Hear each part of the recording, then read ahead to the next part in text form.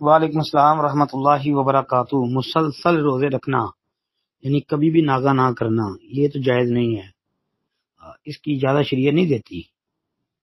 اگر بہت زیادہ بندہ روزے رکھنا چاہتا ہے، بہت زیادہ رکھنا چاہتا ہے، تو پھر بندہ اس طرح کر لے کہ صوم داودی کے اوپر عمل کر لے، صوم داودی کے مطابق، یعنی ایک دن روزہ رکھ لے، ایک دن افطار کر لے جی۔ باقی یہ مسلسل روزے رکھنا صحیح بخاری کے اندر یہ حدیث آپ پڑھ لیں کہ وہ جو 3 آدمی نبی علیہ الصلوۃ والسلام کے گھر آئے، آ کے نبی علیہ الصلوۃ والسلام کی عبادت کے متعلق پوچھا، تو آپ علیہ الصلوۃ والسلام کی عبادت کے متعلق جب ان کو پتہ چلا تو تینوں نے باتیں کی تھی۔ ایک کہنے لگا کہ میں کبھی نکاح نہیں کروں گا، ایک نے کہا میں ساری رات نہیں سوؤں گا، ساری رات عبادت کیا کروں گا، ایک نے کہا میں کبھی بھی افطار نہیں کروں گا، ہمیشہ روزے رکھوں گا۔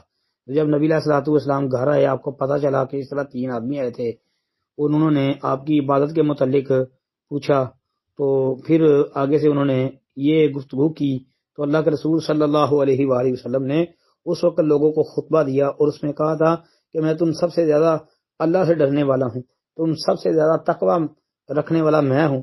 تو میں نے شادیاں بھی کی ہوئی ہیں، سوتا بھی ہوں، جاگتا بھی ہوں، روزے رکھتا بھی ہوں، افطار بھی کرتا ہوں۔